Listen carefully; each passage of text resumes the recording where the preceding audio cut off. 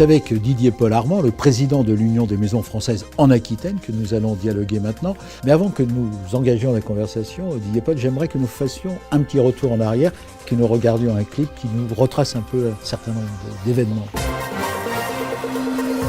L'Union des maisons françaises a trouvé en Aquitaine un coureur de fond qui parcourt les plateaux de télévision, les studios de radio et les salles de rédaction pour porter une image positive de la profession. Ainsi, on a pu voir Didier Paul Armand sur France 3 Aquitaine, Je rappelle toujours que Bordeaux a été battu sur TV7 Bordeaux, spécialisé, en regardant aussi tous les... France Bleu Gironde, 8FM, dans les colonnes de Objectif Aquitaine, du Sud-Ouest, de la Dépêche du Midi, de 20 minutes et bien d'autres. Et quand les médias ne réagissent pas assez vite, il crée lui-même sa newsletter. Bon, d'abord, Président, donnons une photographie de l'Union régionale des maisons françaises en Aquitaine. Quel est le territoire, par exemple ? La maison individuelle, c'est 65% des logements. Ça, c'est tout à fait significatif. C'est à peu près, en ce qui concerne ceux qui sont construits par l'UMF, c'est 9000 logements en Aquitaine. Qui se répartissent à peu près comme ceci, 7000 en secteur diffus, 2000 en secteur groupé.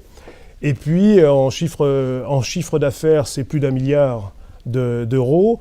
Et en emploi direct ou indirect, je ne parle pas des emplois induits, c'est entre 12 et 15 000 emplois. On peut supposer, Didier Paul Armand, qu'une organisation comme la vôtre entretient également des relations professionnelles avec d'autres organisations de filières.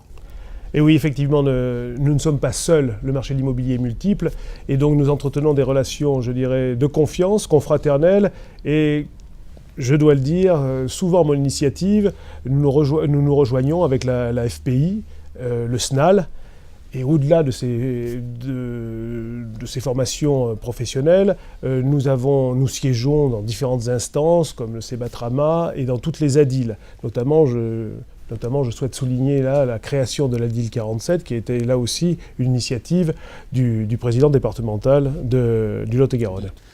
D'ailleurs, à cet instant, Didier Paul Armand, je crois qu'il ne serait pas inutile qu'on ait une relation avec Jean-Pierre Boyer, qui est votre délégué régional de l'Union des maisons françaises en Aquitaine, depuis pas mal de temps d'ailleurs.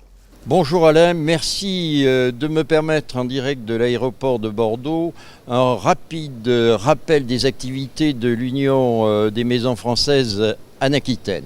Selon la volonté de son président Didier Paul Armand, l'Aquitaine a mis au cœur de son action d'un côté la promotion du métier de constructeur auprès des élus et de l'autre la valorisation de ce métier auprès de ses adhérents.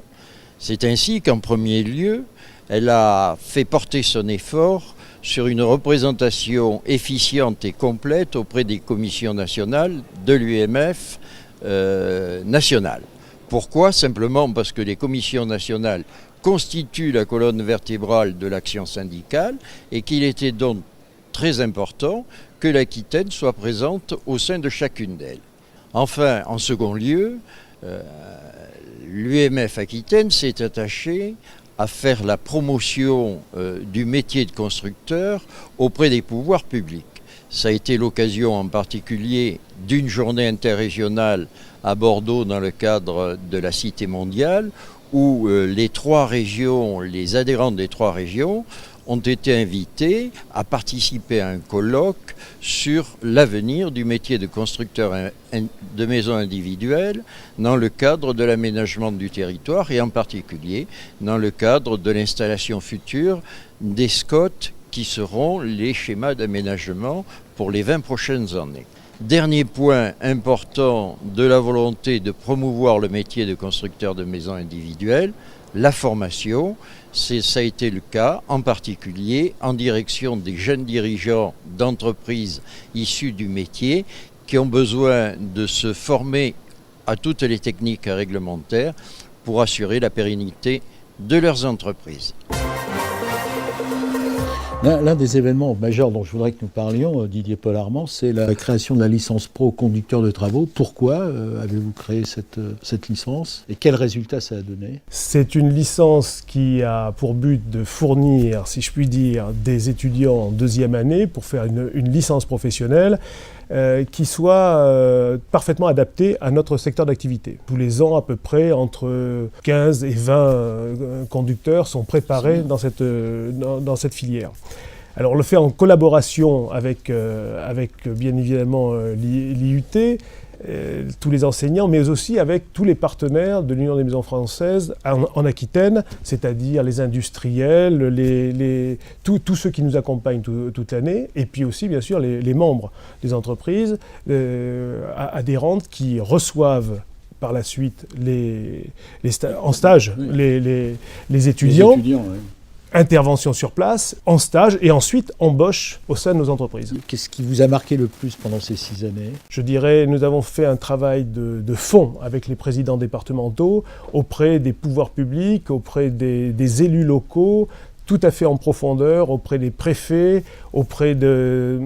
Pour faire passer quel message ? Le message déjà du poids que représente la maison individuelle et l'UMF en particulier. Et puis effectivement, tout au début de mon mandat, il y a eu aussi le chaos dû au subprime qui ont complètement changé la donne économique. Plus précisément, ce sur quoi on s'est attaché localement, c'est d'inscrire la maison individuelle dans une politique de densification. Alors pour les élus, c'était un petit peu étonnant. Pour eux, effectivement, à partir de concepts comme celui de Bimbi, qui a été porté par David Mier, qui est venu plusieurs fois à Bordeaux, et j'ai eu l'occasion de le rencontrer plusieurs fois à l'extérieur, le principe est la division parcellaire sur des zones concertées où les élus, les riverains et nous-mêmes, les constructeurs, nous décidons de densifier avec de la maison. Là où la promotion ne peut pas se faire, où la verticalité n'est pas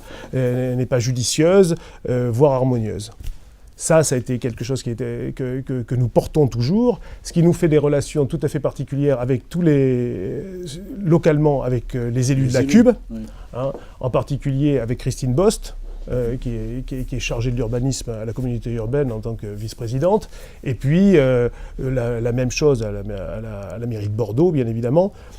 Et tous les maires des 28 communes de la Cube. Et dans les autres départements tout à fait. Même politique, même démarche. Même politique, même démarche, je crois, parce que nous sommes toujours identifiés pour le mitage, le pastillage, comme dit notre ministre actuel, dans les zones C. Nous nous invitons, et nous sommes invités d'ailleurs par les Aquitains, à construire en ville et aux abords immédiats des villes. Didier Paul-Armand, je crois qu'il serait pas mal maintenant qu'on écoute Bernard Daribert, qui est président du Club des partenaires, que vous avez créé aussi. Merci Alain. En direct du golfe de Pessac, quelques mots pour vous parler du Club des partenaires de l'Union des maisons françaises Aquitaine. Ce club a été créé fin 2008, début 2009, à la demande et sous l'égide du président Didier Armand, président de l'Union des maisons françaises Aquitaine. Il est constitué de 35 industriels et organismes financiers.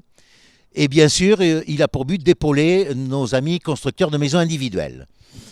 Nous faisons tous les ans une journée technique qui a pour but de faire des ateliers d'échange pour les populations soit techniques comme les conducteurs de travaux ou les commerciaux des constructeurs de maisons individuelles.